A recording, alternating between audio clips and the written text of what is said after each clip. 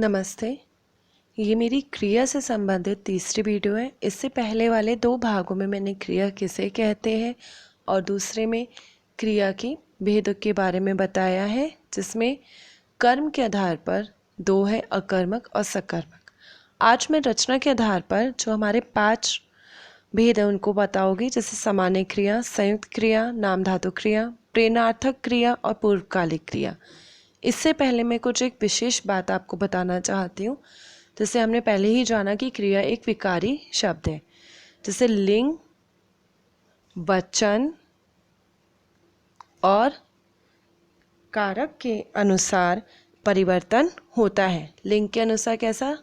लड़का खेल रहा है, लड़की खेल रही है, ये लिंग के अनुसार परिवर्तन हुआ। वचन, लड़के खेल रहे हैं और लड़कियां खेल रही हैं, यह वचन के अनुसार परिवर्तित हुए।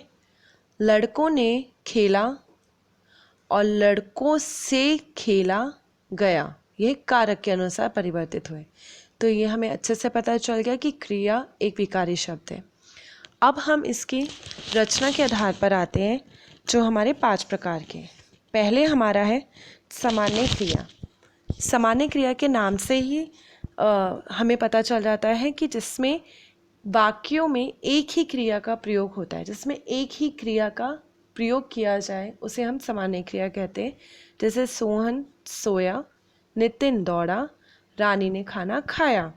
तो यहाँ पे सोया, दौड़ा और खाया एक ही क्रिया हो रही है, तो यह हमारी सामान्य क्रिया है। इसके बाद बात आती है संयुक्त क्रिया की। संयुक्त यानी जिसमें 2 या 2 से अधिक धातुओं, हमने पहले ही पढ़ा था धातु क्या होता है। धातु हमारा मूल रूप होता है, जिसमें हम ना प्रत्यय लगा के क्रिया बनाते हैं। तो जिसमें 2 या 2 से अधिक धातुओं के योग से, उनके मेल से, योग मतलब उनके मेल से बनी क्रिया को हम संयुक्त क्रिया कहते हैं। जैसे यतीम खाना खा चुका है, मीना घर जा रही है। यहाँ पर 2 क्रियाओं का प्रयोग हो चुका है। जैसे कौन कौन सी क्रिया? जैसे खा और चुका, और जैसे जा और रही, ये हमारी संयुक्त क्रिया है। इनमें जो पहली क्रिया है वह हमारी मुख्य है। जैसे खा मुख्य, पहले उदाहरण में खा और दूसरे में जा मुख्य क्रिया है। और इनके साथ जो बाद में लगी है, जो शेष हमारी लगी है, वह रंजक क्रिया है। यानी रंजक क्रिया को हम सहायक क्रिया, जिसे हम कहते हैं ना हेल्पिंग वर्ब इंग्लिश में, सहायक क्रिया जो उसकी हेल्प करे, जो उसे पूरा करने में हेल्प करे, वह हमारी सहायक क्रिया होती है और उसे हम रंजक क्रिया भी कहते हैं।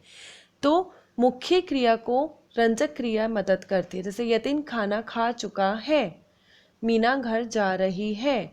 तो खा चुका मुख्य और संयुक्त सहायक क्रिया, और जा रही मुख्य और सहायक क्रिया। तो हमें इसमें ये पता चला, जिसमें 2 या 2 से अधिक धातुओं के योग से बनती है क्रिया, वह हमारी संयुक्त क्रिया होती है। इसके बाद आती है आपकी नाम धातु क्रिया, जिसमें संज्ञा, सर्वनाम और विशेषण आदि शब्दों में ना प्रत्यय जोड़कर बनने वाली क्रियाएं जो होती है, जिसमें ना प्रत्यय जोड़ा जाता है।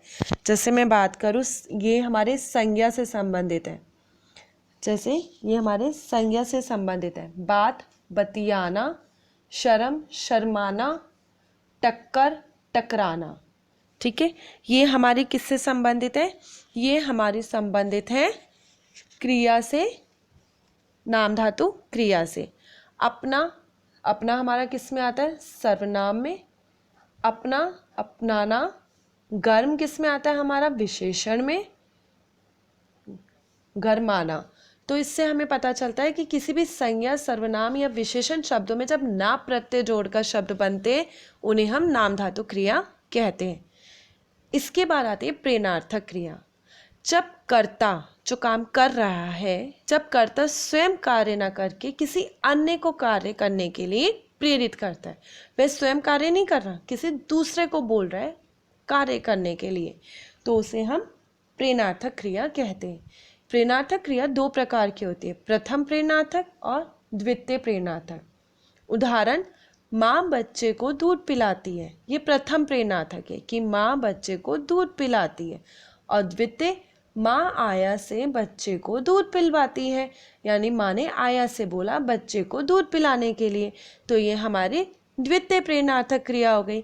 तो पहले में क्या होता है, जब कर्ता स्वयं को कार्य के लिए प्रेरित करता है, जब कर्ता स्वयं को प्रेरणा देता है कार्य करने के लिए, तो यह हमारा होता है प्रथम प्रेरणार्थक, जब कर्ता स्वयं को प्रेरणा दे रहा है। पर जब कर्ता किसी दूसरे को कार्य करने की प्रेरणा देता है, किसी दूसरे को प्रेरणा देता है कार्य करने की, तो वहां पे क्या आता है, द्वितीय प्रेरणार्थक क्रिया होती है।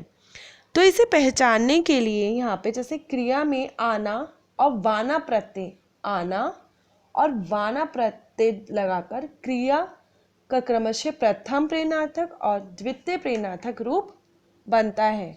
हम दो प्रकार से करते हैं, जैसे करना, कराना, करवाना, बनना, बनाना, बनवाना, देना, दिलाना, दिलवाना। तो प्रथम प्रेरणार्थक और द्वितीय प्रेरणार्थक के शब्दों को थोड़ा इस तरह से हम समझ सकते हैं।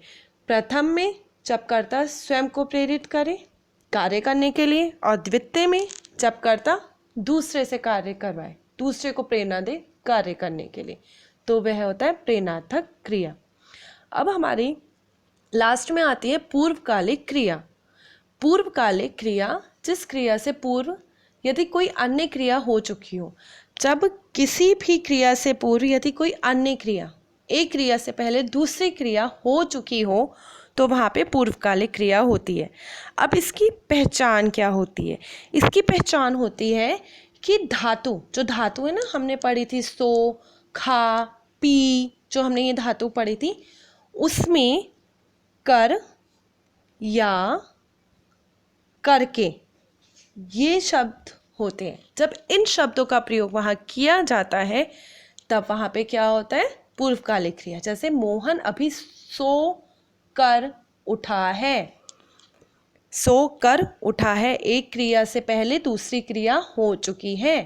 रोहन खाना खाकर स्कूल गया, यानी यहाँ पर भी आप देख सकते हैं कि क्रिया से पूर्व एक और क्रिया हो चुकी है कि वह खाकर स्कूल गया, मोहन अभी सोकर उठा है।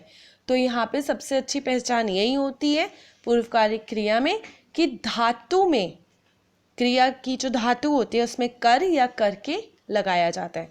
तो हमारे इस वीडियो में आपने रचना के आधार पर जाना। इससे पहले जो हमने 2 वीडियो बनाई थी उसमें क्रिया किसे कहते हैं, उसके धातु और प्रत्यय के बारे में जानकारी दी, दूसरे में कर्म के आधार पर जानकारी दी, और इसमें रचना के आधार पर।